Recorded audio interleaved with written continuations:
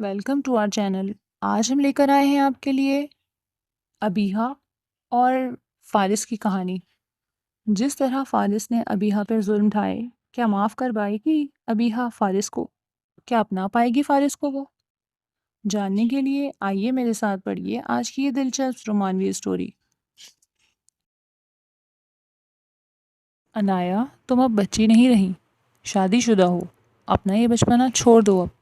فارس خانزادہ نے انایا کو پکڑتے ہوئے تھوڑے سخت لہجے میں کہا۔ وہ اس کی حرکتوں سے عاجز آ چکا تھا، اس میں سمجھداری نام کی کوئی چیز نہیں تھی، اسی لیے وہ اس سے شادی بھی نہیں کرنا چاہتا تھا، مگر اس کی موم نے اسے قسم دے کر شادی کے لیے راضی کیا تھا، یہ کہہ کر کہ شادی کے بعد وہ خود میچور ہو جائے گی۔ لیکن ایسا کچھ نہیں ہوا۔ وہ انایا کو پیار محبت سے ڈیل کر کے اپنا رشتہ آگے بڑھانا چاہتا تھا، مگر انایا کی ایسی سوچ ہی نہیں تھی۔ تبھی ایک رات اس نے زبردستی انایا کو اپنے قریب کرتے آج فارس بے حد خراب موڈ کے ساتھ آفس آیا تھا۔ وجہ اس کی امیچور بیوی انایا تھی، جس میں سمجھداری یا عقل نام کی کوئی چیز نہیں تھی۔ 24 گھنٹے ہلا گلا مچائے رکھنا، ہنسی مذاق، کسی بات کو سیریس نہ لینا، یہ اس کی وہ بری ترین عادتیں تھیں جن سے وہ پچھلے 3 ماہ میں سخت عاجز آ چکا تھا۔ فارس خانزادہ ملک کا مشہور و معروف بزنس مین، جو ایک خوبصورت وسیع بنگلے میں رہتا تھا، بڑی بڑی گاڑیوں میں گھومتا تھا، ہر کوئی جس کے سامنے جھک کر پیش آتا اسے کسی خاطر میں نہیں لا رہی تھی، تو وہ اس کی چھٹاک بھر کی بیوی انایا تھی۔ 3 مہینے پہلے نہ جانے وہ کیسی منحوس کھڑی تھی، جب موم کے جذباتی بلیک میل کرنے پر وہ ان کی سہیلی کی بیٹی انایا سے شادی پر مان گیا۔ انایا بھی ایک امیر گھر سے تعلق رکھتی تھی، اس کا باپ اور بھائی بھی کاروباری آدمی تھے، دولت میں وہ فارس کی ہی ٹکر کے لوگ تھے۔ یوں تو فارس کی زندگی میں بہت سی لڑکیاں تھیں، کیونکہ وہ فطرتاً رنگین مزاج آدمی تھا، مگر وہ سب لڑکیاں جو اس کی گرل فرینڈز تھیں، ان میں کوئی بھی اسے بیوی بنانے کے لائق نہیں لگی، کیونکہ ان کا صرف فارس سے ہی چکر نہیں تھا، بلکہ اور مردوں کے ساتھ بھی تعلقات میں تھی۔ اس لیے تھوڑا سا سوچنے کے بعد موم کی باتوں میں آ کر ہاں کر بیٹھا۔ شادی والی رات بڑے ارمانوں کے ساتھ وہ کمرے میں داخل ہوا، مگر ان تمام ارمانوں پر اس وقت پانی پھر گیا جب اپنی بیوی کو مزے سے سوتے پایا۔ وہ گہری نیند میں تھی، اس کا اندازہ اس کے خراٹوں سے ہی ہو رہا تھا۔ وہ اچھی خاصی خوبصورت لڑکی تھی۔ ارمانوں پہ پانی پڑنے پر فارس دل محسوس کر رہ گیا۔ دوسری صبح جب اس کی انایا سے بات ہوئی تو دکھنے میں جتنی وہ اچھی لگتی تھی، اس سے بات کر کے اسے اتنی ہی مایوسی ہوئی۔ بالکل بچوں جیسا انداز اور ذہنیت تھی، اور پھر چند دنوں میں ہی اس کے نان سیریس انداز اور بچکانے پن نے فارس کے دل میں اس کی جگہ نہ بننے دی۔ فارس نے موم سے ناراضگی کا اظہار کیا کہ اس کے لیے یہی امیچور لڑکی ملی تھی۔ جواباً موم نے کہا کہ انایا میں تھوڑا بہت بچپنا ہے، تم پیار بھرا رویہ اپناؤ اور اسے میچور بناؤ، اب وہ تمہاری ذمہ داری ہے۔ موم کی اس بات پر فارس کو دل میں سخت غصہ آیا، مگر ان سے بحث کر کے انہیں ناراض نہیں کر سکتا تھا، اس لیے خاموش ہو گیا۔ تاہم انایا سے توجہ ہٹا کر اس نے بزنس کی طرف کر لی۔ یوں ہی کرتے ہوئے 3 مہینے گزر گئے۔ اس دوران فارس نے کئی بار انایا کے ساتھ ازدواجی تعلق قائم کرنے کی کوشش کی، مگر ہر بار اس نے امیچور حرکتیں کر کے اسے مایوس کیا اور وہ پیچھے ہٹ گیا۔ یہاں تک کہ ایک رات وہ حتمی ارادے کے ساتھ اس کے نزدیک گیا، پیار سے سمجھانے اور احساس دلانے کی کوشش کی، مگر وہ بدکنے لگی۔ فارس کو غصہ آ گیا اور اس نے اس کے ساتھ زبردستی کرنی چاہی، مگر اس نے اس طرح چیخو پکار کر کے کمرہ سر پر اٹھایا جیسے کہ وہ اس کا شوہر نہیں، ریپسٹ ہو۔ اس کے شور شرابے پر موم ان کے کمرے میں پہنچ گئی۔ ان کے پوچھنے پر انایا نے صاف صاف بتا دیا کہ فارس اس کے ساتھ زبردستی کرنے کی کوشش کر رہا تھا۔ انایا کی اس بات پر فارس کا شرم، خفت و غصے سے چہرہ سرخ ہو گیا۔ موم بھی خفت و زدہ کر نظریں چرانے لگی۔ وہ فوراً کمرے سے نکل گیا، نہ جانے پیچھے موم اور انایا میں کیا بات ہوئی۔ وہ گیسٹ روم میں سویا اور صبح جب کمرے میں گیا تو وہ وہاں نہیں تھی، کیونکہ اب وہ اس کی شکل بھی نہیں دیکھنا چاہتا تھا۔ تیاری کر کے بنا ناشتے کیے وہ آفس چلا آیا اور یہاں اپنے اسٹاف کے کام میں مین میخ نکال کر انایا والا غصہ ان پر نکالنے لگا، مگر پھر بھی اندر لگی غصے کی آگ بجھ نہیں رہی تھی۔ جیسے فارس گہری سانس لیتے اپنی چیئر پر پیچھے کی جانب سر گرائے آنکھیں موند بیٹھا تھا کہ فون کی بیل نے خلل مچایا۔ اس نے غصے سے فون کو گھورا اور نہ چاہتے ہوئے بھی ریسیور اٹھایا تو ریسیپشنسٹ مس نگین نے مؤدب انداز میں اطلاع دی کہ سر کوئی لڑکی آپ سے ملنے کا اصرار کر رہی ہے، مگر اس کے پاس اپائنٹمنٹ نہیں ہے۔ یوں تو وہ بنا اپائنٹمنٹ کے آنے والے لوگوں سے نہیں ملا کرتا تھا، مگر اس وقت اپنے اندر غصے کی آگ بجھانے کے لیے ذہن کو کہیں اور لگانے کی ضرورت تھی۔ اس لیے اس نے ریسیپشنسٹ سے کہا اسے اندر بھیج دو۔ کچھ دیر بعد کمرے کا دروازہ کھلا اور ایک حجابی لڑکی اندر آئی۔ وہ چونک سا گیا۔ وہ گاؤن پہنے مکمل پردے میں تھی، مگر نقاب سے جھانکتی اس کی بڑی بڑی نیلی روشن آنکھیں اسے اس کی طرف متوجہ کر گئیں۔ نہ جانے اس نے لینس لگا رکھے تھے یا قدرتی نیلی تھی، بہرحال ایسی خوبصورت آنکھیں فارس نے زندگی میں پہلی بار دیکھی تھی۔ وہ اس کے اشارہ کرنے پر سامنے رکھی کرسی پر بیٹھ گئی اور کہنے لگی، سر میرا نام ابیہا ہے، میں ایک غریب فیملی سے تعلق رکھتی ہوں۔ بڑی مشکل سے میں نے جیسے تیسے کر کے اپنی تعلیم مکمل کی ہے۔ گھر میں بیمار ماں ہے، مجھے نوکری کی اشد ضرورت ہے۔ پچھلے 6 مہینے سے میں جگہ جگہ پھر رہی ہوں، مگر تجربہ اور سفارش نہ ہونے کی وجہ سے کہیں بھی نوکری نہیں ملی۔ جس ڈگری پر مجھے امید تھی کہ اس کی بیس پر نوکری ملے گی، اس ڈگری کی تو جیسے کسی کی نظر میں کوئی ویلیو ہی نہیں۔ میں بڑی امید سے آئی ہوں، خدا را مجھ پر رحم کھائیں۔ آپ کے آفس میں کہیں بھی چھوٹی موٹی جگہ ہو، پلیز مجھے ایڈجسٹ کر دیں۔ بات کے اختتام پر اس لڑکی کا لہجہ عاجزانہ اور منت بھرا تھا۔ فارس کا ایک اصول تھا کہ وہ اپنے آفس میں پردے والی خواتین کو نوکری نہیں دیتا۔ یہاں صرف ماڈرن اور بولڈ خواتین ہی کام کر سکتی تھیں، کیونکہ اس کا نقطہ نظر تھا کہ کام کے ماحول میں ایک دوسرے کے ساتھ اعتماد کے لیے چہرے کی شناخت ضروری ہے۔ اس کے سامنے بلیک نقاب میں بیٹھی اس لڑکی کی خوبصورت آنکھوں میں ایک التجا، امید اور انکار کا خوف واضح نظر آ رہا تھا۔ اس نے 5 منٹ میں کوئی 5 بار کہا، سر مجھے نوکری کی اشد ضرورت ہے۔ فارس چند منٹ سوچتا رہا اور پھر اسے کہا، مس آپ نے میرے آفس میں آنے سے پہلے یقیناً اس کے متعلق تمام ضروری معلومات حاصل کی ہوں گی، لہٰذا آپ کو معلوم ہوگا کہ یہاں پردے دار خواتین کی گنجائش نہیں۔ فارس کے 2 ٹوک انداز میں کہنے پر وہ جھجکی اور پھر آہستہ آواز میں بولی، سر میں سخت مجبور ہو کر یہاں آئی ہوں۔ آپ کو یقین دلاتی ہوں کہ میرا پردہ میرے کام میں رکاوٹ نہیں بنے گا، پلیز مجھے ایک موقع دے دیں۔ اس کا انداز منت بھرا تھا، اگرچہ اس وقت آفس میں کوئی جگہ خالی نہیں تھی اور نہ ہی کوئی ویکینسی کچھ عرصے تک نکل سکتی تھی، لیکن فارس نے اسے صاف انکار نہیں کیا۔ نہ جانے کیوں اس کے اندر شدت سے اس کا چہرہ دیکھنے کی خواہش ابھری تھی۔ یہ خواہش اسی صورت میں ہی پوری ہو سکتی تھی جب وہ اسے اپنے آفس میں نوکری پر رکھتا۔ اس لیے چند پل سوچنے کے بعد اس نے اسے کہا، ٹھیک ہے، کل صبح 8:30 بجے آ جانا۔ اس کی بات سن کر اس کی خوبصورت آنکھوں میں جو چمک، جو روشنی پیدا ہوئی، اس نے فارس کو چند لمحوں کے لیے میسمرائز سا کر دیا۔ وہ شکریہ ادا کر کے چلی گئی اور اس کے جانے کے بعد اسے کمرے میں جیسے خالی پن کا احساس ہونے لگا۔ اس دن آفس کے بعد گھر آ کر بھی فارس بے چین رہا، نہ جانے کیوں اس کا دماغ اس کی خوبصورت نیلی آنکھوں میں اٹکا ہوا تھا۔ وہ اسے دوبارہ دیکھنا چاہتا تھا، اور وہ بھی جلد از جلد۔ پہلی بار اس کا دل کر رہا تھا کہ جلدی سے رات گزرے، صبح طلوع ہو اور وہ آفس آ جائے۔ اگلی صبح وہ معمول سے ذرا پہلے دفتر پہنچا۔ دل میں ایک بے قراری سی تھی اس حسین آنکھوں والی ابصرہ کو دیکھنے کی۔ وہ بار بار گھڑی کو دیکھ رہا تھا، جو آج جیسے 8:30 بجانے میں ہی نہیں آ رہی تھی۔ اللہ اللہ کر کے 8:30 بجے تو انٹر کام پر سیکرٹری نے ابیہا حیات نامی لڑکی کے آنے کی اطلاع دی۔ فارس کا دل خوشی سے دھڑک اٹھا۔ اس نے اسے فوراً اندر بھیجنے کو کہا۔ جب وہ اندر آئی تو اسی کل والے حلیے میں تھی۔ فارس کی نظریں اس کی خوبصورت آنکھوں پر ٹکی ہوئی تھیں، جو پہلے سے بھی زیادہ حسین لگ رہی تھیں۔ اس نے اسے بیٹھنے کو کہا اور مسکراتے ہوئے بولا، آپ وقت کی پابند ہیں، یہ بہت اچھی بات ہے۔ جواب میں وہ دھیمی آواز میں بولی، شکریہ سر، مجھے ایک کام کی ضرورت ہے اور وقت کی قدر اسی سے ثابت ہوتی ہے۔ فارس نے رسمی طور پر اس کا انٹرویو لیا، مگر در حقیقت اس کی توجہ اس کے الفاظ سے زیادہ اس کی آنکھوں اور اس کے چہرے پر تھی۔ اس کا چہرہ دیکھنے کو اس کا شدت سے دل چاہ رہا تھا۔ اپنی اس خواہش کو وہ بڑی مشکل سے کنٹرول کیے بیٹھا تھا۔ رسمی سے انٹرویو کے بعد اس نے اپنے مینیجر کو بلا کر ہدایت دی کہ اس کے لیے ایک اسسٹنٹ کی جگہ نکالی جائے اور اپائنٹمنٹ لیٹر تیار کیا جائے، اور یوں وہ کچھ دیر بعد اس کے آفس کا حصہ بن گئی۔ وہ اس کی اس مہربانی پر شکریہ ادا کرتے ہوئے اس کو خدا ترسی سمجھ رہی تھی، شاید جو اس کی غربت کی اسٹوری سے متاثر ہو گیا تھا اور اسے ترس کھا کر نوکری دی تھی۔ لیکن ایسا نہیں تھا۔ فارس نے کوئی اس کی غربت کی وجہ سے ترس کھا کر نوکری نہیں دی تھی، بلکہ اس کا دل اس کی آنکھوں پر فدا ہو گیا تھا۔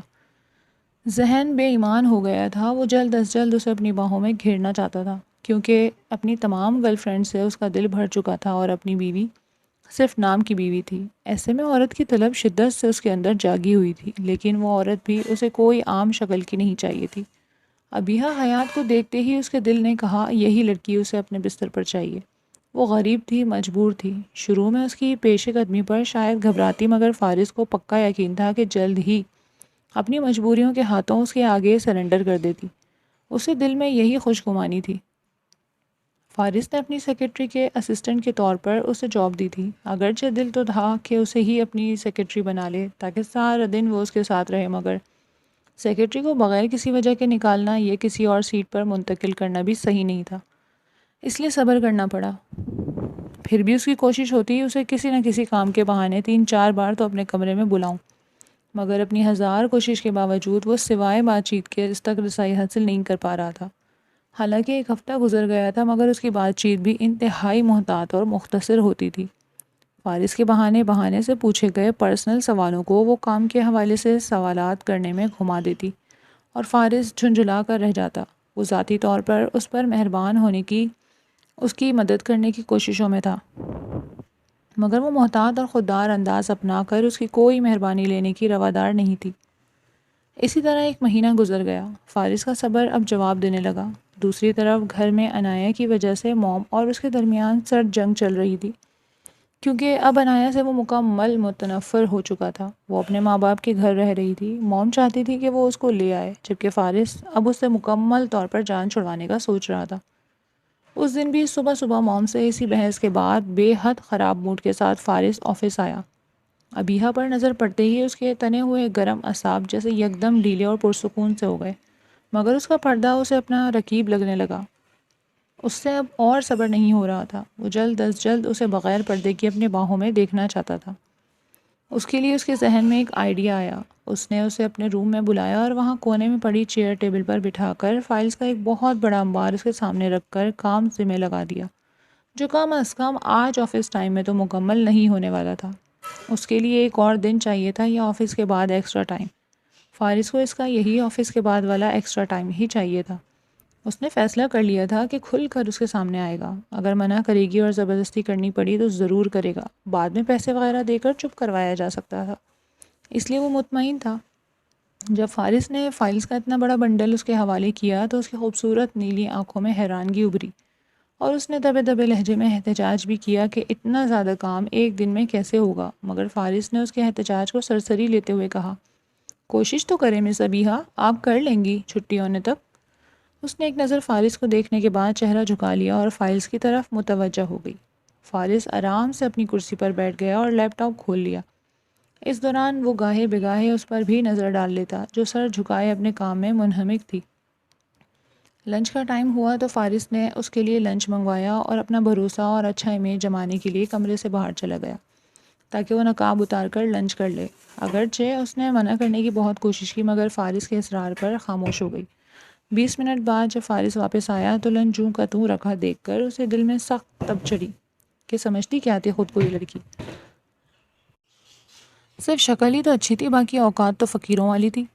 خیر، اس نے ضبط کر لیا اور اپنی سیٹ پر بیٹھ گیا۔ آفس ٹائم ختم ہونے میں آدھا گھنٹہ رہتا تھا جب اس نے فارس کو کہا، سر کافی زیادہ کام رہتا ہے، کل آ کر کر لوں؟ فارس جواب میں اس نے کہا، انتہائی سختی سے انکار کرتے ہوئے کہا، نہیں مس ابیہا، یہ کام بہت ضروری ہے اور آج ہی ختم کرنا ہے، کیونکہ میں نے اس سب کی فائنل فائل بنا کر آگے کسی کمپنی کو بھیجنی ہے۔ اس کی بات پر وہ خاموشی سے پھر سے کام میں لگ گئی۔ فارس کی نظریں بار بار گھڑی کی طرف اٹھ رہی تھیں، کیونکہ اسے آفس کی چھٹی کا انتظار تھا۔ پھر جب چھٹی کا ٹائم ہوا تو ایک ایک کر کے سب ورکرز جانے لگے، مگر فارس نے ابیہا حیات کو چھٹی نہیں دی اور اسے کہا، جب تک آپ کام ختم نہیں کر لیتی میں یہیں بیٹھا ہوں، اور بظاہر اپنے کام میں لگ گیا تاکہ وہ اس کی طرف سے مطمئن رہے۔ اب نہ جانے وہ مطمئن ہوئی تھی یا نہیں، بہرحال وہ چپ چاپ کام کرتی رہی۔ جب آفس ٹائم ختم ہوئے آدھا گھنٹہ گزر چکا تھا تو فارس نے اسے اچانک کہا، مس ابیہا، اگر آپ کو زحمت نہ ہو تو مجھے ایک کپ کافی بنا دیں گی؟ ایکچولی خانسامہ چھٹی پر ہے اور مجھے کافی بنانا نہیں آتی۔ اس کی بات سن کر وہ یس سر ہلاتے ہوئے اٹھی اور فارس سے کچن کا پوچھا، جو کہ اس کے آفس روم کے دائیں طرف تھا۔ جب اس کو گئے ہوئے 5 منٹ ہوئے تو فارس بھی گرم جذبات کا طوفان لیے اٹھ کھڑا ہوا اور دبے قدموں کچن کی طرف بڑھا۔ اس کا چہرہ دیکھنے اور اسے تسخیر کرنے کے خیال نے اس کے وجود میں سنسنی سی بھر دی۔ وہ فارس کی طرف پشت کیے کافی کے مگ میں دودھ ڈل رہی تھی۔ فارس نے پیچھے سے اسے یکدم اپنی باہوں میں بھر لیا وہ ایک پل کو تو جیسے بے حس و حرکت ہو گئی، مگر اگلے ہی لمحے پوری طاقت سے مچھلی اور فارس کی گرفت توڑنے کی کوشش کی، کونیوں سے اسے مارنے اور چیخنے کی کوشش کی۔ فارس نے اس کے منہ پر ہاتھ رکھتے اس کا نقاب کھینچ لیا، مگر اس کا چہرہ نہ دیکھ پایا کیونکہ فارس کی طرف اس کی پشت تھی۔ یہ کیا کر رہے ہیں آپ؟ چھوڑیں مجھے، اس نے مزاحمت کرتے ہوئے چیخ کر کہا تو فارس نے اپنی گرفت مزید مضبوط کرتے ہوئے اس کے کان میں بولا، ابیہا ڈیئر، تمہیں حاصل کیے بنا میں پیاسا رہ جاؤں؟ بہتر ہے میرے ساتھ تعاون کرو، بدلے میں جو مانگو گی ملے گا۔ جواب میں وہ سخت مزاحمت کرتے ہوئے بولی، پلیز سر مجھے چھوڑ دیں، میں شریف لڑکی ہوں۔ وہ فارس نے کہا، ہاں میں جانتا ہوں تم شریف لڑکی ہو، مگر تم پر میرا پہلی نظر میں دل آ گیا تھا، اسی لیے تمہیں جاب دی، مگر طلب پوری کر دو تمہیں مالا مال کر دوں گا۔ اس نے فارس کی بات کا کوئی جواب نہ دیا اور مزاحمت ترک کر دی۔ فارس کو لگا وہ شاید مان گئی ہے، اس لیے اس نے گرفت ہلکی کی، مگر یہ اس کی بہت بڑی غلطی ثابت ہوئی۔ گرفت ہلکی ہوتے ہی اس نے کاؤنٹر پر رکھا کافی کا گرما گرم مگ اٹھایا اور ہاتھ کو پیچھے کی طرف گھماتے ہوئے فارس کے چہرے پر انڈیل دیا۔ یہ سب کچھ اس نے اتنی تیزی سے کیا کہ فارس نے اسے روک پایا نہ اپنا بچاؤ کر پایا۔ گرما گرم کافی اس کے چہرے کو جلاتی ہوئی اس کی آنکھوں میں گئی تو بے اختیار اس نے دونوں ہاتھ چہرے پر رکھتے چلایا۔ اسے کچھ نظر نہیں آ رہا تھا، صرف شدید تکلیف اور جلن کا احساس تھا۔ انداز سے وہ سنک کی طرف لپکا اور نل کھول کر پانی کے چھپاکے چہرے پر مارنے لگا۔ کم از کم 5 منٹ تک ٹھنڈا پانی چہرے پر ڈالنے کے بعد وہ ہلکی ہلکی آنکھیں کھول کر دیکھنے میں کامیاب ہوا۔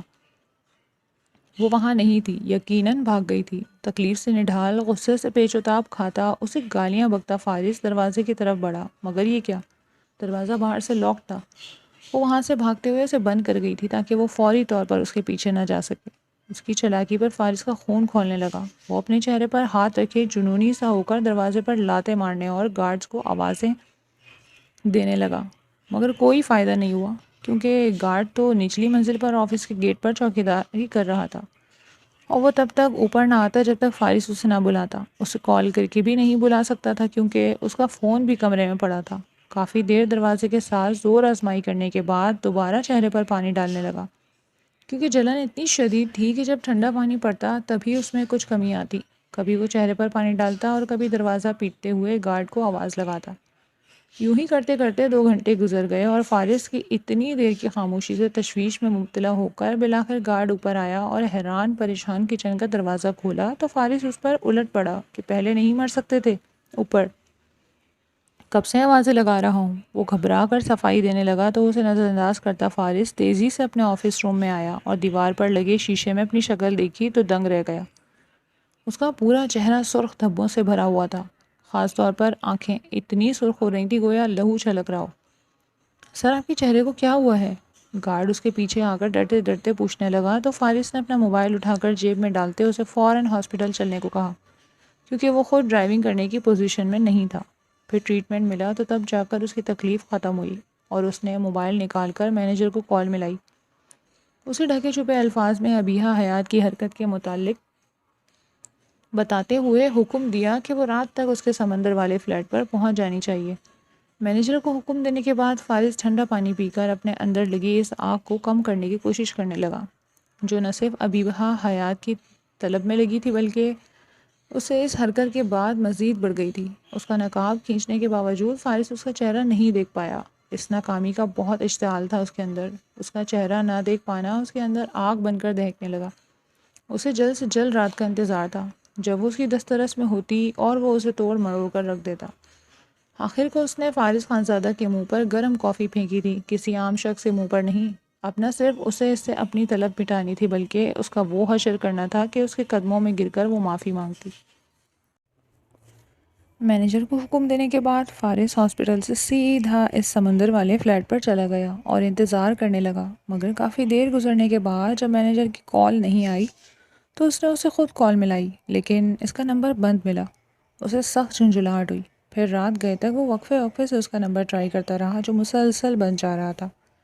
اچانک اسے تشویش ہونے لگی۔ مینیجر غیر ذمہ دار یا لاپرواہ نہیں تھا جو یوں نمبر بند کر کے غائب ہو جاتا۔ ساری رات فارس تشویش میں مبتلا سلگتا رہا۔ صبح کو اس کے آفس گارڈ کا فون آیا اور اس نے اطلاع دی کہ کل مینیجر کی گاڑی کو حادثہ پیش آ گیا تھا، جس کی وجہ سے وہ رات بھر ہاسپٹل میں بے ہوش رہا۔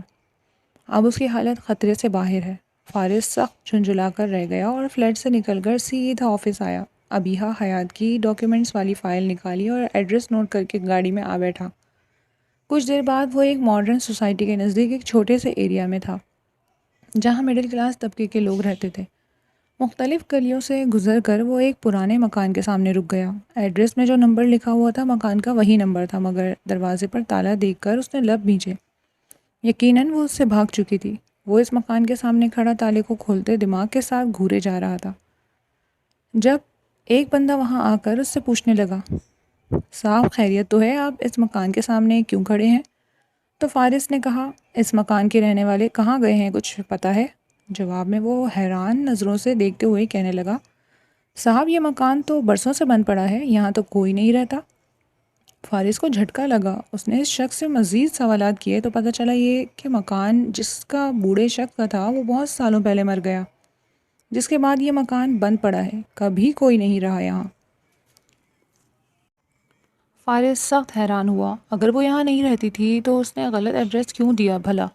وہ خود کو کوسنے لگا کہ 2 مہینے وہ اس کے آفس میں رہی، ایک بار بھی اس نے اس کے بارے میں تحقیقات کرانے کی زحمت نہیں کی۔ اسے لگا مجبور ہے، نوکری نہیں چھوڑے گی۔ اب اسے پچھتاوا ہو رہا تھا اپنی غلطی پر۔ خود کو کوستے اور افسوس کرتے وہ واپس فلیٹ چلا آیا، کیونکہ ابھی چہرے پر جلے ہوئے نشان تھے۔ اگر گھر جاتا تو موم کو وضاحت دینی پڑتی، اس لیے سوچا چند دن فلیٹ میں گزار لوں۔ یہ چند دن اس کے فلیٹ پر صرف پچھتاتے اور سلگتے ہوئے گزرے۔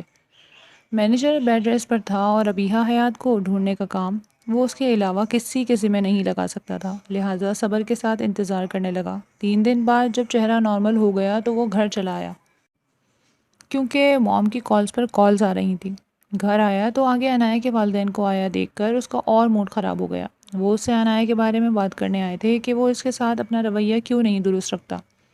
تب فارس نے بنا کسی لگی لپٹی کے کہہ دیا، آپ کی بیٹی میں بچپنا ہے، اسے معلوم ہی نہیں کہ ازدواجی تعلق کیا ہوتا ہے۔ میں ایسی لڑکی کے ساتھ نہیں رہ سکتا جو شوہر کو شوہر نہیں بلکہ مذاق سمجھے۔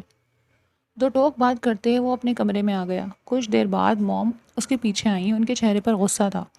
وہ اس پر دباؤ ڈال رہی تھیں کہ وہ عنایا کو موقع دے، مگر اس کا دل سخت خراب ہو رہا تھا۔ عنایا کو موقع دینے اور ابیہا حیات کو بھلانے کے لیے وہ کسی صورت تیار نہیں تھا، اس لیے اس نے موم کو صاف انکار کر دیا۔ 2 دن بعد اس نے عنایا کو طلاق نامہ بھجوا دیا۔ موم کو پتہ چلا تو انہوں نے اس سے بول چال بند کر دی، مگر اسے کوئی پرواہ نہیں تھی، کیونکہ اس کی ساری توجہ ابیہا حیات کو ڈھونڈنے پر تھی، جو اسے زخمی شیر بنا کر غائب ہو گئی۔ وہ اسی معاملے میں الجھا ہوا تھا کہ اچانک لندن سے کال آئی۔ اس کی اکلوتی بہن ہانیہ، جو وہاں گریجویشن کے لیے گئی ہوئی تھی، 2 دن سے یونیورسٹی کے ہاسٹل سے غائب تھی۔ ہاسٹل انتظامیہ نے اس کی مستقل غیر موجودگی پر انہیں انفارم کیا تھا۔ اس نے موم کو بتایا تو انہوں نے رونا دھونا اسٹارٹ کر دیا۔ ان کی آپس کی سرد جنگ میں وہ ہانیہ کو بھول بیٹھے تھے۔ پچھلے 2 دن سے نہ موم کی ہانیہ سے بات ہوئی تھی اور نہ اس کی، اور اب جب پتہ چلا کہ وہ غائب ہے تو ان دونوں کے پیروں تلے زمین نکل گئی۔ ڈیڈ کی ڈیتھ کے بعد فارس اور موم نے ہانیہ کو بہت لاڈ پیار دیا تھا، کیونکہ وہ ڈیڈ سے بہت اٹیچ تھی، اور جب ڈیڈ کی ڈیتھ ہوئی تو وہ کافی چھوٹی تھی۔ فارس فوراً لندن روانہ ہو گیا۔ وہاں ہانیہ کے دوستوں سے ملا، پولیس کی مدد لی تو بالآخر وہ مل گئی۔ اپنے کسی فرینڈ کے فلیٹ پر نشے کی حالت میں تھی۔ فارس کو سخت غصہ آیا۔ وہ اسے پاکستان لانا چاہتا تھا، مگر وہ تیار نہیں تھی آنے کے لیے۔ بڑی مشکل سے بہلا پھسلا کر لایا، پھر ادھر یونیورسٹی میں اس کا ایڈمیشن کروا دیا اور ساتھ ہی اس کا علاج بھی شروع کروا دیا، کیونکہ وہ ڈرگز لے رہی تھی۔ اس سب کے دوران مینیجر صحت مند ہو چکا تھا اور فارس کی ہدایت پر ابیہا حیات کی تلاش میں لگا ہوا تھا۔ 6 مہینے گزر گئے۔ ایک دن اچانک اس نے فارس کو اطلاع دی۔ ابیہا حیات اسے کسی شاپنگ مال میں دکھائی دی تھی۔ وہ وہاں سیلز گرل کی نوکری کر رہی تھی۔ اس خبر سے فارس کے وجود میں جیسے شرارے سے بھر گئے۔ وہ فوراً اس مال میں جا پہنچا تو واقعی وہ وہاں موجود تھی، لیکن حیرت انگیز طور پر اس نے برقعے کے بجائے پینٹ شرٹ پہنی ہوئی تھی، لیکن چہرے پر ماسک تھا جس سے صرف اس کی نیلی آنکھیں نظر آ رہی تھیں۔ اس کے مینیجر نے اسے نیلی آنکھوں سے ہی پہچانا تھا۔ فارس سمجھ گیا تھا کہ یہاں جاب کے لیے اسے مجبوری میں برقع اتارنا پڑا ہوگا۔ وہ دور کھڑا اسے دیکھتا رہا۔ وہ چاہتا تو اسی وقت اسے وہاں سے اٹھوا سکتا تھا، لیکن اس نے ایسا نہیں کیا، بلکہ مینیجر کو اس کی نگرانی کی ہدایت کر کے چلا آیا۔ شام تک مینیجر نے اس کا پیچھا کر کے اس کے گھر کا ایڈریس بھی معلوم کر لیا۔ فارس کو خاصی حیرانی ہوئی۔ وہ ایک بے حد پوش ایریا کا مہنگا فلیٹ تھا جس میں وہ رو رہی تھی۔ اس نے مینیجر کو ساتھ لیا اور اس کو باہر نگرانی پر لگا کر خود لفٹ کے ذریعے اس فلیٹ کے سامنے پہنچا جہاں وہ رو رہی تھی۔ اس کی جیب میں پسٹل تھی، اگر اسے دیکھ کر وہ شور مچاتی تو اس کا منہ بند کروایا جا سکتا تھا۔ فارس چاہتا تھا کہ وہ پہلی نظر میں اسے نہ پہچان سکے، اس لیے اس نے چہرے پر ماسک اور سر پر ٹوپی پہنی ہوئی تھی۔ دھڑکتے دل کے ساتھ اس نے ڈور بیل بجائی اور کچھ دیر بعد دروازہ کھل گیا اور کھلنے والی ہستی کو دیکھ کر وہ شاکڈ رہ گیا۔ وہ برقعے میں خود کو ڈھانپ کر رکھنے والی نیلی آنکھوں والی ابیحہ حیات ہی تھی، جو اب نائٹ جینز اور فٹنگ والی سفید شرٹ میں ملبوس اس کے سامنے کھڑی تھی۔ لمحے بھر کے لیے جیسے وقت تھم سا گیا۔ وہ چہرہ جسے وہ مہینوں سے محض تصور میں دیکھتا آیا تھا، آج مکمل حقیقت بن کر اس کے سامنے تھا۔ اس کے کھلے بھورے ریشمی بال کاندھوں پر جھول رہے تھے، اس کی نیلی روشن آنکھوں میں وہی گہری کشش تھی جیسے اس کے وجود کو تہوں میں اترتی جا رہی تھی۔ فارس گنگ ہو گیا۔ اس کی خوبصورتی صرف آنکھوں تک محدود نہیں تھی، بلکہ خوبصورت ستواں ناک، تراشیدہ ہونٹ جیسے کسی فنکار کا شاہکار لگتے تھے۔ سفید شرٹ اس کے جسم کے نشیب و فراز کو پوری طور پر اجاگر کر رہی تھی، جس سے اس کی دلکشی اور بھی نمایاں ہو گئی تھی۔ اس کے سامنے یوں بولڈ انداز سے کھڑی تھی جیسے جانتی ہو کہ اس کا وجود ہی دوسروں کو بے قرار کر دینے کے لیے کافی ہے۔ فارس کچھ بول نہیں پایا جب اس نے خود معنی خیز انداز میں پلکیں جھپکا کر مسکراتے ہوئے کہا، آپ کو شہروز ملک نے بھیجا ہے نا؟ فارس کوئی جواب نہ دے سکا کیونکہ وہ ابھی بھی اس کے حسن کے سحر میں کھویا ہوا تھا۔ اس کی نظریں اس کے چہرے پر جمی ہوئی تھیں اور ذہن میں بس یہی سوال گونج رہا تھا کہ کیا یہ وہی ابیحہ ہے؟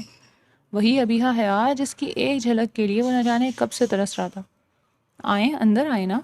اس کے جواب کا انتظار کیے بنا اس نے فارس کو اندر آنے کو کہا تو وہ ٹرانس کی کیفیت میں اس کے ساتھ اندر چلا گیا۔ وہ اسے ایک کمرے میں لے آئی اور بیٹھنے کا اشارہ کر کے باہر نکل گئی۔ فارس دل ہی دل میں اس کے حلیے پر سخت حیران ہوتا کمرے کا جائزہ لینے لگا، جو ایک مکمل لگژری بیڈ روم تھا۔ نہ جانے ان 6 مہینوں میں کون سی لاٹری لگ گئی تھی اس کی، جو اب وہ اتنے لگژری اپارٹمنٹ میں رہ رہی تھی۔ آسائش اور خوشبوؤں کا امتزاج فارس کو جیسے کسی اور دنیا میں لے گیا۔ ابھی وہ اس ماحول کو حیرت سے دیکھ ہی رہی تھا کہ ایک جھماکا سا اس کے ذہن میں ہوا۔ کچھ دیر پہلے اس نے کہا، آپ کو شہروز ملک نے بھیجا ہے نا؟ اور پھر اندر لے آئی۔ اس کا انداز، نگاہیں، لہجہ سب کچھ بتا رہے تھے کہ وہ کس کردار کی تھی۔ فارس اسی بارے میں سوچتے ہوئے حیران تھا کہ اسی پل وہ پھر سے کمرے میں نمودار ہوئی۔ اس کی سانسیں جیسے سینے میں اٹک گئی تھیں۔ سامنے کا منظر جیسے اسے ساکت کر گیا تھا۔ سرخ رنگ کی گھٹنوں سے کچھ اوپر تک آتی ہوئی اسکرٹ جس کے نیچے اس کی نازک اور دودھیا ٹانگیں چمک رہی تھیں۔ نازک بازو بے حجاب تھے، جسم کی رعنائیاں واضح تھیں۔ فارس نے بے اختیار سانس اندر کھینچی اور خود کو سنبھالنے کی کوشش کی، مگر اس کے وجود کی مہک، اس لمحے کی شدت، سب کچھ قابو سے باہر ہونے لگا تھا۔ یہ ماسک تو ہٹا دیں۔ اس نے قریب آ کر بڑی بے تکلفی سے فارس کے چہرے پر سے ماسک ہٹا دیا۔ فارس سانس روکے اس کا ری ایکشن دیکھنے لگا، مگر اس کی آنکھوں میں پہچان کا کوئی رنگ نہ دیکھ کر اسے حیرت کا شدید جھٹکا لگا۔ اس نے فارس کا ہاتھ پکڑا اور بستر پر لے گئی۔ وہ بالکل ایک پیشے ور کال گرل لگ رہی تھی۔ فارس حیرت اور شوق میں تھا۔ اگر اس کی اصلیت یہ تھی تو پھر وہ برقع پہننا اور اس کے قریب آنے پر مزاحمت کرنا، وہ سب کیا تھا؟ اگر اس کا پیشہ ہی یہی تھا تو اس دن وہ اس کی آفر کیوں ٹھکرا گئی تھی؟ فارس کو کچھ سمجھ نہیں آ رہا تھا۔ وہ اس کی باہوں میں قید اسے اکسا رہی تھی اور فارس مکمل طور پر بہکتا اس کے خوبصورت وجود میں کھو گیا۔ کافی دیر بعد جب اس کی طلب مٹی تو اس کے اندر دبا ہوا غصہ جاگ اٹھا۔ اس نے کوٹ کی جیب سے پسٹل نکالا اور اس کی کن پٹی پر رکھتے ہوئے درشت لہجے میں کہا، اگر تمہارا پیشہ یہی ہے تو پردے کا ڈھونگ کرنے اور پارسا بننے کا ناٹک کیوں کیا؟ میری آفر کے جواب میں مجھ پر گرم گرم کافی پھینک کر بھاگی کیوں؟ اس کی بات سن کر اس کی نیلی آنکھوں میں پہلے حیرانگی اور پھر خوف کا تاثر ابھرا۔ کون ہو تم؟ کیا کہہ رہے ہو؟ میں تمہیں نہیں جانتی۔ اس کی بات سن کر فارس نے گھور کر اسے دیکھا اور کہا، ابیحہ حیات، بند کرو اپنا ناٹک۔ میں نے تم سے اپنی طلب تو مٹا لی ہے، ابھی مجھے تم سے اس گرم کافی کا بدلہ بھی لینا ہے جو تم نے میرے منہ پر پھینکی تھی۔ کون ابیحہ حیات؟ میرا نام تو مسکان ملک ہے۔ اس کی بات سن کر فارس کو ایک پل کے لیے جھٹکا لگا اور پھر اس نے نفی میں سر ہلاتے ہوئے کہا، جھوٹ مت بولو، تم ابیحہ ہو جو میرے آفس میں جاب کرتی تھی، نیلی آنکھوں والی ابیحہ۔ اس کی بات پر اس نے کہکا لگایا اور فارس کا پسٹل والا ہاتھ پرے کرتی شیشے کے سامنے جا کھڑی ہوئی۔ فارس نہ سمجھی سے اسے دیکھ رہا تھا۔ چند لمحوں بعد جب وہ پلٹی تو اس کے ہاتھ میں نیلے لینس تھے۔ فارس حیرت سے دیکھنے لگا۔ وہ ہنستے ہوئے بولی، نیلی آنکھیں تھی نا تمہاری ابیحہ حیات کی؟ یہ دیکھو، میں نے تو لینس لگائے ہوئے ہیں اور میرا نام ابیحہ نہیں بلکہ نیلوفر ہے اور پیشے کے لحاظ سے کال گرل ہوں۔ تمہاری ابیحہ واقعی میں کوئی شریف لڑکی ہوگی۔ فارس گہری سانس لے کر رہ گیا۔ صرف نیلی آنکھوں سے ہی تو وہ اسے ابیحہ سمجھ بیٹھا تھا۔ بھلا ابیہا ایسی تھوڑی نہ ہو سکتی تھی، اگر ہوتی تو اس دن وہ بھاگتی نہ۔ اسے سمجھ نہیں آئی کہ اس بات پر خوش ہو کہ وہ ابیہا نہیں تھی یا اس بات پر افسوس کرے۔ بہرحال وہ وہاں سے چلا آیا، لیکن اپنا کوٹ وہاں بھول آیا۔ وہ کوٹ لے کر دوسرے دن نیلوفر فارس کے آفس پہنچ گئی، کیونکہ کوٹ کی جیب میں اس کا وزٹنگ کارڈ تھا۔ فارس کو سخت جھنجھلاہٹ ہوئی۔ اس نے اسے غصے سے کہا، میرے آفس آنے کی ضرورت کیا تھی؟ فون کر دیتی، میں خود منگوا لیتا۔ تو وہ کہکا لگا کر بولی، میں صرف کوٹ دینے نہیں آئی بلکہ اس رات کی اپنی قیمت بھی وصول کرنے آئی ہوں۔ کسی اور کے دھوکے میں تمہارے لمحات رنگین کر بیٹھی، اور تم بنا چارجز ادا کیے وہاں سے چلے گئے۔ میرا اصل کسٹمر تو تمہارے جانے کے بعد آیا تھا، جسے میرے باس شہروز ملک نے بھیجا تھا۔ تم نے مجھے بتایا کیوں نہیں تھا کہ تمہیں شہروز ملک نے نہیں بھیجا؟ اس کے سوال پر فارس نے بھویں اچکا کر اسے دیکھا اور کہا، کیا فرق پڑتا ہے تم نے کس کے ساتھ رات گزاری؟ تمہارا تو یہ پروفیشن ہے۔ ساتھ ہی اس نے دراز سے نوٹوں کی ایک گڈی نکال کر اس کے سامنے رکھی تو وہ گڈی اٹھاتے ہوئے پوچھنے لگی، پھر دوبارہ کب آؤ گے میرے فلیٹ پر؟ تو فارس نے کہا، فی الحال تو موڈ نہیں، اگر بن گیا تو آ جاؤں گا۔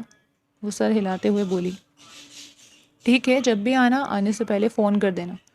فارس نے اس بات میں سر ہلا دیا۔ اس کا مینیجر اس کے حکم پر پھر سے ابیہا حیات کی تلاش میں لگ چکا تھا، کیونکہ اس کا دل اس سے دستبردار ہونے کو تیار ہی نہیں تھا۔ چاہے اسے ڈھونڈنے میں مزید بھی کتنا عرصہ کیوں نہ لگ جاتا، وہ اسے ہر صورت میں چاہیے تھی۔ فارس نے زندگی میں جو چاہا وہ حاصل کیا، ایسے میں ایک لڑکی کا چکنی مچھلی کی طرح ہاتھ سے نکل جانا اور اس پر صبر کر لینے کو وہ قطعی تیار نہیں تھا۔ طلب اور بدلے کے ساتھ اب وہ اس کی ضد اور انا بھی بن چکی تھی۔ گھر، آفس، کہیں بھی اسے سکون نہیں مل رہا تھا۔ اتنا ٹائم گزر جانے پر وہ اس کے حواسوں سے اترنے کے بجائے اور زیادہ چھا چکی تھی۔ مینیجر اسے روز تسلی دیتا کہ سر جلدی ہی ڈھونڈ لوں گا، جلدی ہی ڈھونڈ لوں گا۔ ایک دن فارس آفس میں بیٹھا تھا جب اسے ہانیہ کی یونی سے کال آئی۔ وہ وہاں کچھ لڑکوں کے ساتھ نشہ کرتے ہوئے پکڑی گئی تھی۔ معاملہ نہ صرف پولیس میں پہنچ چکا تھا، بلکہ یہ خبر سوشل میڈیا کی زینت بھی بن گئی تھی کہ معروف بزنس مین فارس خانزادہ کی بہن ہانیہ خانزادہ یونیورسٹی میں لڑکوں کے ساتھ نشہ کرتے ہوئے پکڑی گئی۔ پولیس اور یونیورسٹی انتظامیہ کا منہ تو اس نے اپنی پاور سے بند کروا دیا تھا، مگر جو بدنامی ہونی تھی وہ ہو چکی تھی۔ اس واقعے کے بعد پہلی بار وہ ہانیہ کے ساتھ سختی سے پیش آیا۔ وہ اس کی مکمل نگرانی شروع کر دی، مگر وہ جانتا تھا وہ چونکہ عادی ہو چکی تھی نشے کی، اس لیے اسے ڈانٹ ڈپٹ کر، سختی کر کے یا پیار سے سمجھا کر نہیں روکا جا سکتا۔ واحد طریقہ علاج ہی تھا جو پہلے بھی ہو رہا تھا، مگر ابھی وہ مکمل طور پر ٹھیک نہیں ہو پائی تھی۔ اس کے ایک دوست نے اسے ایسے ڈاکٹر کے بارے میں بتایا جو دوائیوں سے علاج بھی کرتا تھا اور سائیکیٹرسٹ بھی تھا، ڈاکٹر سبحان علی۔ فارس اس سے ملا، ہانیہ کی ساری حالت بتائی۔ وہ علاج کرنے پر تیار ہو گیا۔ چونکہ ہانیہ جانے پر راضی نہیں تھی، اس لیے فارس نے ڈاکٹر سبحان سے ریکویسٹ کی کہ وہ اسے گھر آ کر ہانیہ کو دیکھ لے۔ وہ فارس کی بات مان گیا۔ ہانیہ نے پہلے تو تعاون نہیں کیا، مگر آہستہ آہستہ ڈاکٹر سبحان نے اسے قائل کر لیا۔ ہفتے میں 2 سیشن ہونے لگے۔ وہ اسے ڈاکٹر سبحان کے ہاسپٹل لے کر جاتا، چونکہ وہ کوئی عام پیشنٹ نہیں تھی، معروف بزنس مین فارس خانزادہ کی بہن تھی۔ اس لیے ڈاکٹر سبحان علی اس کے علاج پر بھرپور توجہ دے رہا تھا۔ 1 مہینے میں ہی ہانیہ کی حالت میں فرق آنے لگا تو فارس اور موم نے سکون کی سانس لی۔ ہانیہ کی وجہ سے اپنی دوسرے معاملات کو وقتی طور پر وہ بھلائے ہوئے تھے، اب دوبارہ اس کی طرف متوجہ ہو گیا، جن میں سر فہرست ابیہا حیات کو ڈھونڈنا تھا۔ فرشتے سے بھی اس کے تعلقات چل رہے تھے۔ جب بھی موڈ ہوتا اس کے فلیٹ پر چلا جاتا، وہ اس پر اپنا آپ نچھاور کر دیتی۔ ایک دن اس نے فارس کو کہا، میں اس دھندے سے نکلنا چاہتی ہوں، میری شہروز ملک سے جان چھڑوا دو، جو زبردستی مجھ سے یہ کام کرواتا ہے۔ شہروز ملک ایک ٹھیکیدار تھا، فرشتے یعنی نیلوفر اسی کی شاپنگ مال میں بظاہر سیلز گرل کے طور پر کام کرتی تھی، مگر اصل میں شہروز ملک نے اسے کال گرل بنا دیا تھا۔ شروع میں اس نے اپنی مرضی سے یہ دھندا اپنایا تھا، کیونکہ اسے پرآسائش لائف چاہیے تھی۔ اسی کے لیے تو اس نے اپنی فیملی کو چھوڑ دیا تھا، جو اس کے راستے کی رکاوٹ تھی۔ 2 سالوں میں یہ دھندا کر کے اس نے بہت کچھ کما لیا تھا، لہٰذا اب وہ اس کام سے اکتا گئی تھی، لیکن اپنی مرضی سے یہ دھندا اب نہیں چھوڑ سکتی تھی، اس لیے اس نے فارس سے مدد مانگی۔ فارس نے اس پر ترس کھاتے ہوئے نہ صرف شہروز ملک سے اس کی جان چھڑائی، بلکہ اپنے آفس میں نوکری بھی تھی۔ شہروز ملک اسے دستبردار ہونے کو تیار نہیں تھا۔ اس کے لیے اسے کافی زور لگانا پڑا، بلیک میل کرنا، ڈرانا، دھمکانا، یہاں تک کہ اس کی ایک مارکیٹ میں آگ لگوانا۔ یہ سارے ہتھ کنڈے تھے جو اس نے اپنائے، تو تب جا کر اس نے فرشتے یعنی نیلوفر کی جان چھوڑی۔ فارس نے جاب کے ساتھ اسے رہنے کے لیے فلیٹ بھی دیا۔ جب بھی دل چاہتا اس کے پاس چلا جاتا اور وہ اس کے لمحات رنگین بناتی۔ یوں ہی کرتے ہوئے 3 مہینے گزر گئے۔ ایک طرف ہانیہ کی مکمل صحت یاب ہونے پر وہ خوش تھا، تو وہاں دوسری طرف نیلوفر کی شادی کی ضد اسے اکتاہٹ میں مبتلا کرنے لگی۔ اس کا کہنا تھا کہ اسے فارس سے محبت ہو چکی ہے، وہ اس کے بغیر نہیں رہ سکتی، لہٰذا فارس اس سے شادی کرے۔ بے شک وہ خوبصورت تھی، اسے پسند تھی، وہ اس پر حد سے زیادہ مہربان بھی تھا، مگر وہ ایک کال گرل رہ چکی تھی جس نے نہ جانے کتنے مردوں کے بستر گرم کیے تھے۔ فارس جتنا بھی لبرل مائنڈڈ صحیح، مگر ایک دھندے والی سے تو شادی ہرگز نہیں کر سکتا تھا۔ ویسے بھی عنایہ کے بعد اب تک اس نے شادی کا نہیں سوچا تھا، لیکن اگر کرتا بھی تو وہ فرشتے یعنی نیلوفر جیسی لڑکی تو ہرگز نہیں ہو سکتی تھی۔ اس لیے پہلے تو وہ اسے ٹالتا رہا، مگر جب اس کا اصرار حد سے زیادہ بڑھنے لگا تو اس نے صاف انکار کر دیا۔ وہ رونے دھونے اور منتوں پر اتر آئی، یہاں تک کہ ہنگامہ کرنے لگی۔ آفس میں فارس کی اس بات پر ایک دن اس سے لڑائی ہو گئی۔ اس نے فارس کو دھمکی دی کہ فارس خانزادہ مجھ سے نکاح کرو ورنہ پوری دنیا کے سامنے تمہاری شرافت کا پول کھول دوں گی۔ اس کی بکواس سن کر فارس کا خون کھول اٹھا۔ اس نے اسے تھپڑ مار کر نہ صرف اپنے آفس سے نکال دیا بلکہ مینیجر کو اپنے فلیٹ پر بھیج کر اس سے فلیٹ بھی خالی کروانے کو کہا، کیونکہ اب وہ اس کے لیے صرف سردرد بن چکی تھی۔ اسے اس کے وجود میں کوئی دلچسپی نہیں رہی۔ آفس سے تو وہ نکل گئی تھی، مگر فلیٹ سے نکلنے پر تیار نہیں تھی۔ مینیجر نے فارس کو کال کی تو وہ غصے میں آگ بگولا ہوتا اپنے فلیٹ پر پہنچا۔ وہ بری طرح رو رہی تھی۔ اس کی ایک ہی رٹ تھی، مجھے مت نکالو، مجھ سے شادی کر لو۔ فارس کا دماغ گھوم گیا۔ اس نے مینیجر سے کہہ کر اس کا سامان باہر پھینکوایا اور فلیٹ کو تالا لگا کر وہاں سے چلا آیا۔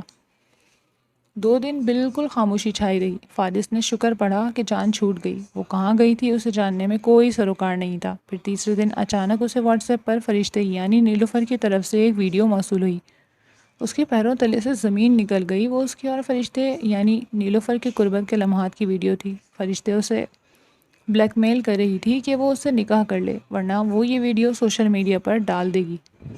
اپنی عزت تو فرشتے کی تھی نہیں جس کی وہ پرواہ کرتی، لیکن اس ویڈیو سے فارس خانزادہ کی عزت نیک نامی کا جنازہ نکل جاتا۔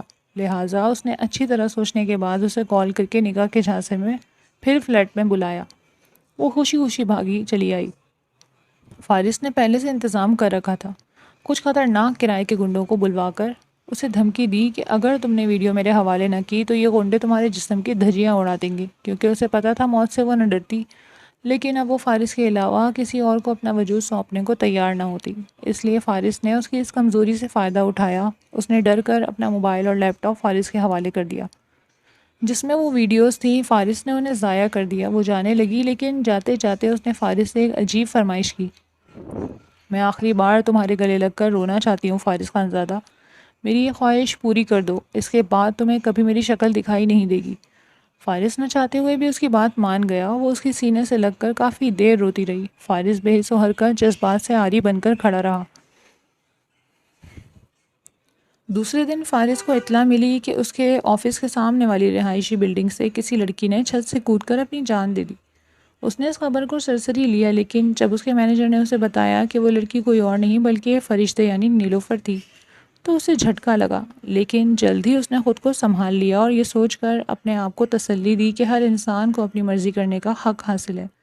اس نے اگر اسے انکار کیا تھا تو اسے یہ حق حاصل تھا۔ اس نے اپنی جان لی ہے تو یہ اس کی اپنی مرضی تھی۔ فارس اس چیز کا ذمہ دار نہیں ہے۔ یہ سب سوچ کر فارس نے اگرچہ خود کو مطمئن کرنے کی کوشش تو کی، لیکن کافی دنوں تک فرشتے یعنی نیلوفر اس کے دماغ پر چھائی رہی، صرف افسوس کی صورت میں۔ یہ تو شکر تھا مرنے سے پہلے اس نے کوئی نوٹ لکھ کر نہیں چھوڑا، اگر وہ ایسا کر دیتی تو فارس کے لیے مسئلہ بن جاتا۔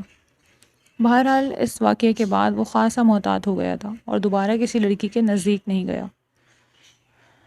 اس واقعے کو 2 مہینے گزرے تھے جب ایک دن موم نے فارس کو ہانیہ کے بارے میں بتایا کہ وہ بے حد پریشان اور گمسم سی رہتی ہے، مگر کچھ بتاتی نہیں۔ موم کی بات سن کر فارس تشویش میں مبتلا ہو کر ہانیہ کے پاس گیا اور اس سے پوچھا تو وہ اسے ٹال گئی، لیکن فارس کو موم کا شک ٹھیک لگ رہا تھا، کوئی نہ کوئی بات ضرور تھی۔ پھر ایک رات اس نے ڈھیر ساری مقدار میں نیند کی گولیاں کھا لیں۔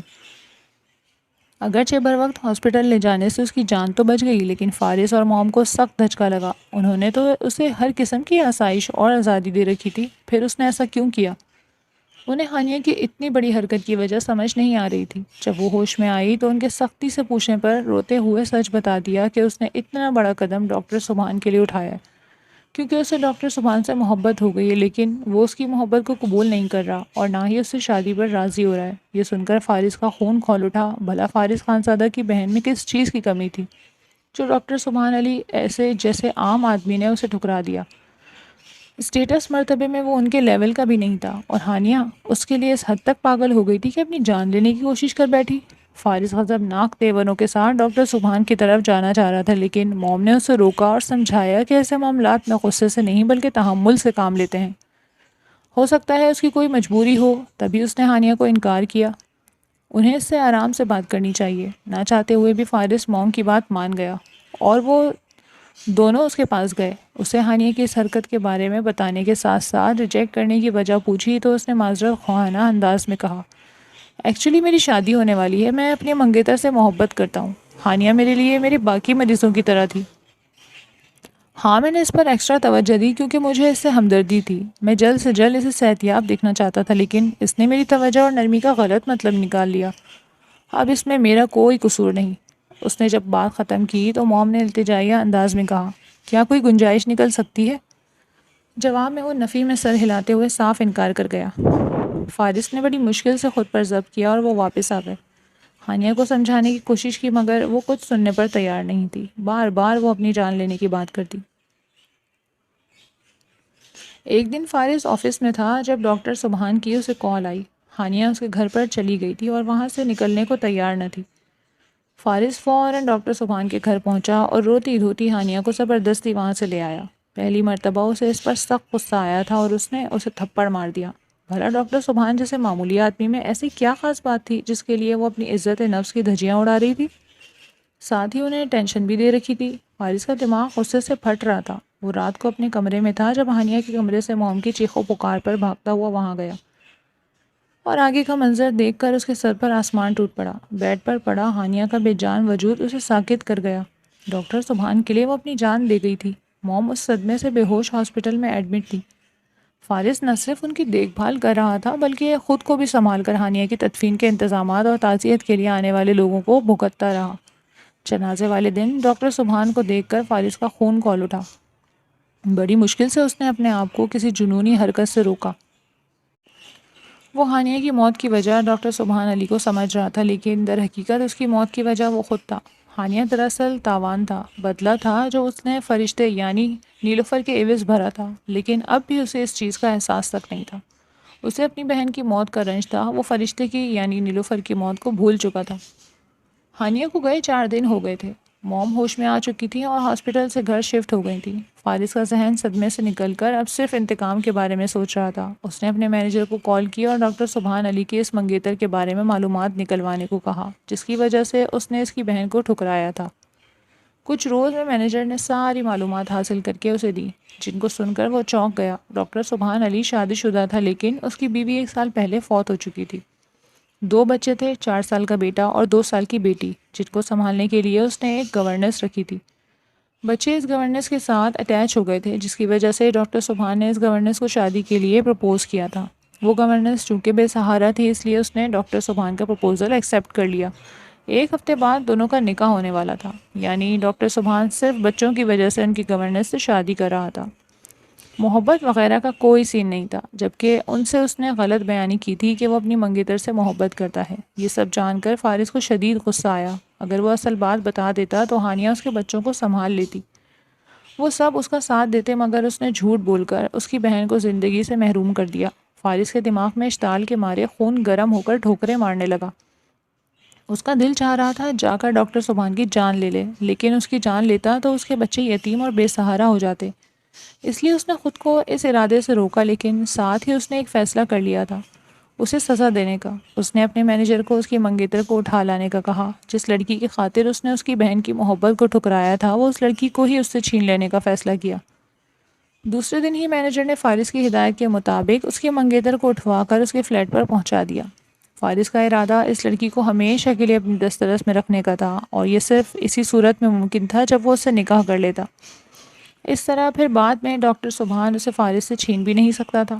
اس لیے اس نے مینیجر کو نکاح خواہ اور گواہوں کے بندوبست کا بھی حکم دیا جب سارا انتظام ہو گیا تو مینیجر نے اسے اطلاع دی اور وہ فلیٹ پر پہنچ گیا اور سیدھا اس کمرے کا رخ کیا جہاں ڈاکٹر سبحان علی کی نہ ہونے والی بیوی قید تھی۔ جب وہ کمرے میں داخل ہوا تو چادر میں لپٹی دروازے کی طرف پشت کی ایک لڑکی فرش پر بیٹھی تھی۔ اس کے قدموں کی آہٹ محسوس کر کے وہ فوراً اٹھ کھڑی ہوئی اور پلٹ کر اس کی طرف دیکھا۔ اس کا چہرہ سارے کا سارا چادر میں چھپا ہوا تھا، یہاں تک کہ آنکھیں بھی ہلکی ہلکی سی نظر آ رہی تھیں۔ وہ اسے دیکھ کر خوفزدہ ہوتے پیچھے کی طرف قدم لینے لگی۔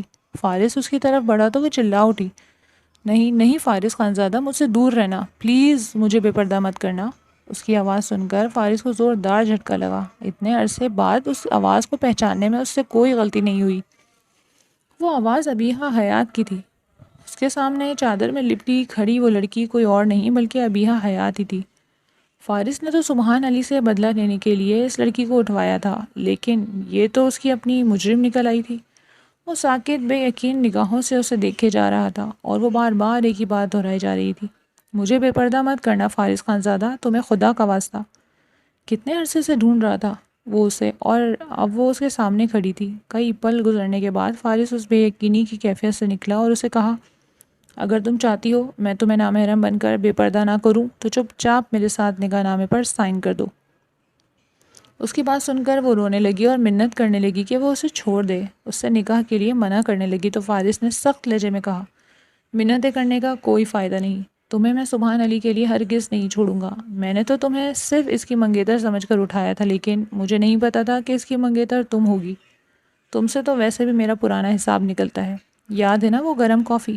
اگر تم چاہتی ہو کہ جو کچھ میں اس روز کرنے میں کامیاب نہیں ہو سکا تھا وہ سب میں آج بنا نکاح کے کروں تو تمہاری مرضی ہے۔ فارس کی اس بات پر وہ بری طرح ڈر کر نکاح کے لیے مان گئی۔ نکاح کے بعد فارس کمرے میں آیا تو وہ اب بھی چہرہ چادر میں چھپائے ہوئے تھی۔ اس کے صبر کا پیمانہ لبریز ہو چکا تھا، اس لیے اس نے آگے بڑھ کر اس کے اوپر سے چادر کھینچ لی۔ چادر کے ہٹتے ہی وہ اس کے سامنے بے حجاب ہو گئی۔ جیسا اس نے اس کے بارے میں سوچا ہوا تھا وہ اس طرح خوبصورت نہیں تھی، نہ ہونٹ گلابی تراشیدہ تھے، نہ ہی ناک ستواں تھی، نہ ہی فگر دلکش تھا۔ اس کے چہرے پر جو چیز خوبصورت اور نمایاں تھی وہ اس کی آنکھیں ہی تھیں، جن کے سحر میں وہ گرفتار ہوا اور اسی کے باقی نقوش اور جسم کی خوبصورتی کا خاکہ بنا بیٹھا۔ اسے دیکھ کر بہت زیادہ تو نہیں لیکن کچھ حد تک مایوسی ضرور ہوئی۔ فارس کے ذہن میں اچانک فرشتے یعنی نیلوفر کا خیال آیا جسے اس نے ابیحہ سمجھا تھا۔ وہ بہت خوبصورت تھی، ہاں اس کی صرف آنکھیں نیلی نہیں تھیں، باقی وہ بے حد حسین تھی۔ ابیحہ حیات تو اس کے سامنے کچھ بھی نہیں تھی۔ فرشتے کا خیال جھٹک کر فارس اس کی طرف متوجہ ہوا جو اس سے ڈر رہی تھی، جھجک رہی تھی۔ اس کے ذہن کے پردے پر وہ منظر لہرایا جب اس نے اس پر کافی پھینکی تھی۔ اس نے اسے بازو سے پکڑ کر اپنی طرف کھینچ لیا۔ وہ مزاحمت کرنے لگی لیکن فارس کی گرفت سخت تھی۔ جلد ہی وہ ہار گئی۔ اس نے اسے تسخیر کر لیا۔ وہ صرف ظاہری طور پر پردے دار نہیں تھی بلکہ اس کا کردار بھی صاف شفاف تھا۔ اس کا اندازہ اس کو چھونے کے بعد ہو گیا تھا۔ فارس اسے لے کر گھر آیا اور موم کے سامنے کرتے ہوئے بتایا کہ یہ سبحان علی کی منگیتر تھی لیکن اب میری بیوی ہے۔ موم نے مشتعل ہو کر ابیحہ کے ساتھ بدسلوکی کرنا چاہی تو فارس نے موم کو روک دیا اور انہیں سمجھایا کہ اس میں ابیحہ کا کوئی قصور نہیں، وہ بے سہارا ہے، اسی لیے ڈاکٹر سبحان سے شادی کر رہی تھی۔ موم فارس کی بات سمجھ گئی تھی، اس لیے انہوں نے دوبارہ ابیحہ کو کچھ نہیں کہا۔ فارس کو پولیس اسٹیشن سے فون آیا کہ ڈاکٹر سبحان علی نے اس کے خلاف اپنی منگیتر کے اغوا کی کمپلین کی ہے۔ فارس نے ابیحہ سے کہا، تمہیں پولیس اسٹیشن میں یہ بیان دینا ہے کہ میں نے تمہیں اغوا نہیں کیا بلکہ تم نے اپنی مرضی سے مجھ سے شادی کی ہے۔ اگر تم نے ایسا نہیں کیا تو سبحان علی زندگی سے محروم ہو جائے گا۔ وہ ڈر گئی اور چپ چاپ فارس کی بات مان لی۔ یوں ڈاکٹر سبحان علی کچھ نہ کر پایا اور کچھ عرصے بعد سننے میں آیا اس نے کسی اور عورت سے شادی کر لی۔